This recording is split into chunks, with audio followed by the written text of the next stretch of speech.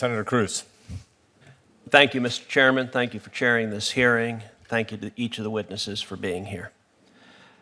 You know, when it comes to the right to life, Americans disagree on what the line is, what the standard is. The topic of this hearing, in my view, should not be the subject of reasonable disagreement.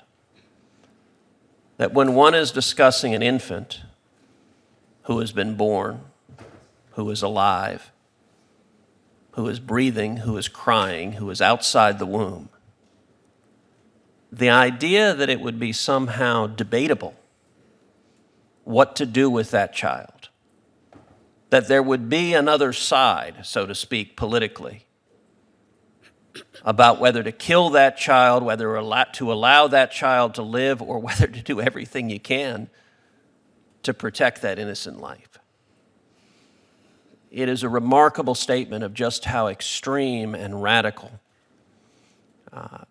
the pro-abortion side of this debate has gotten.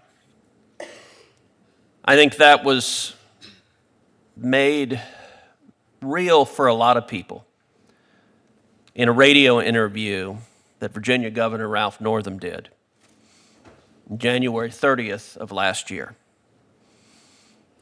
In that radio interview, Governor Northam supported a bill that would allow abortions when a mother was already in labor.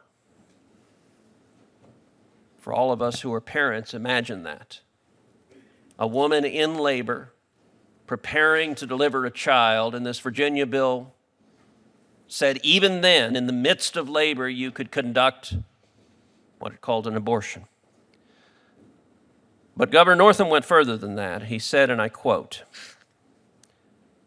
"The infant would be delivered. The infant would be kept comfortable. The infant would be resuscitated if that's what the mother and family desired. And then a discussion would ensue between the physicians and the mother." This is a sitting governor, the Commonwealth of Virginia, calmly discussing allowing this baby to die.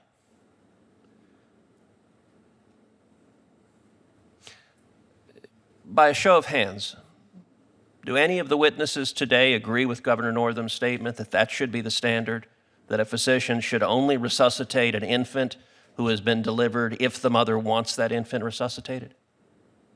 Senator, can I respond? Sure.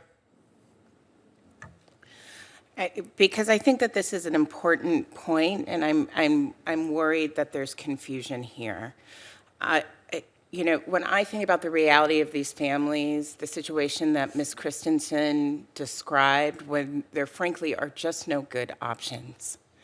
And for those families, I trust parents to make those decisions together with their medical providers. They should be consulting each other, consulting their faith. Ms. Grace, I want to be clear what decisions you're saying. You believe How that a parent should say... How to spend the last few moments that you are going to have with your dying baby. That's the decision I trust them to make. Well, but if it's a choice to let the baby die, then that's not a decision. You know, somehow the child... As Mr. Cruz, okay, so you embrace that decision. Let me move on because the time is expiring. Dr. Perucci,